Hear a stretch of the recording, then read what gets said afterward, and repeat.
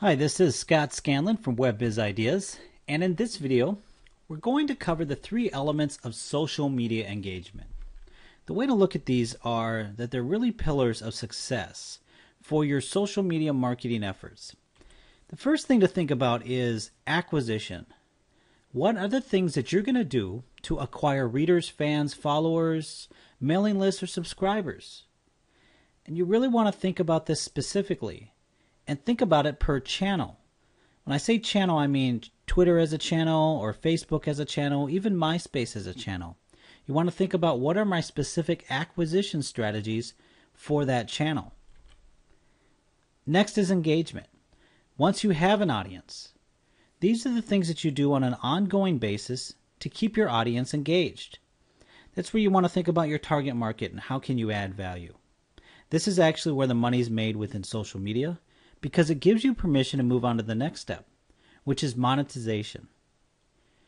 And this is different for each individual market, but without doing engagement, you don't have permission to monetize. Plus, if you don't engage properly, when you move on to this step of monetization, no one will listen to your message. And it really is a flow. You want to start with what are my acquisition techniques? How do I engage? And then what are my monetization opportunities? Should mention as well, there's an overlap of acquisition and engagement items.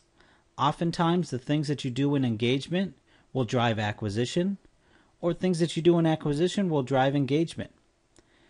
The best strategy within social media is going to take from all three of these. You're going to have a strategy where it will drive acquisition, engagement, and monetization. The best strategy in social media will encompass all three of these: acquisition, engagement, and monetization. So let's talk about acquisition specifically. What are some questions you want to ask yourself? Well, first, how does social media fit within your target market? What are their expectations? How does it fit into their daily life? Is this channel inbound or outbound? For instance, Twitter, you can do both inbound and outbound marketing really effectively. You can engage conversations because it's an open public network. How do I integrate my other marketing channels? So for acquisition, you want to make sure that your other marketing materials are driving to your digital footprint. That way you're driving acquisition and you're offering other touch points. What are your competitors doing? This is one of those things you can either learn the good things or you can learn maybe some insight of what your target market is already doing within the digital space. So you want to look at your competitors and see what have they figured out. So what are the key questions for engagement? Well, the first one is, how can I add value? When you have an audience, you have to think about, how can I add value to my audience? Sub-Zero does a great job of this on Facebook. What they do is they give wine reviews, wine recommendations, recipes, and they engage their audience in a really unique way. What is expected in this channel? A user of MySpace or a user of Twitter or a user of Facebook has different expectations. For instance, Facebook, the backbone of Facebook, I should say, is pictures and videos. So you'll want an engagement strategy that includes these. Who's responsible and what is the schedule? No matter what size the organization is, even if you're just one person, you have to understand who's responsible and what is the schedule of my engagement. What are the unique ways for me to engage? Attention is one of the scarcest commodities out there. So you want to be unique and you want to engage your audience where they'll pay attention. So you have to look at the landscape out there and understand the vertical channel, understand the opportunity, and engage your audience uniquely. Now, what are the key questions for monetization? Well, first, what does my target market expect? A large percentage of consumers follow a brand or company just to get special deals or coupons. So if you fall in that category, this is something you're going to want to deliver on. Is there intent to purchase? When someone logs on to social media, they don't intend to purchase anything. So, can you drive towards an intent to purchase?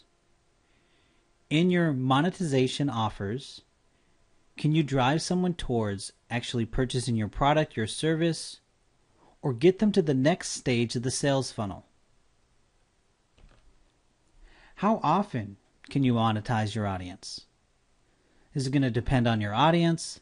It's going to depend on their expectations. It's going to depend a lot too on your business goals too. Do you always want to release a coupon a day? Or do you want to do it once a week? If you've done engagement properly, you're going to better understand how monetization can play a role. Is it in network or off network?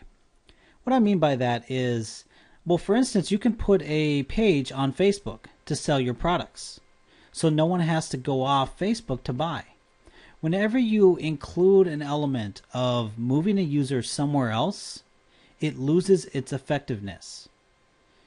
So the more offers that you can do within the network itself, the better.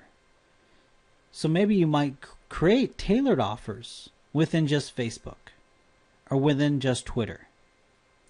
It's an important element, and it's an important thing to keep in consideration.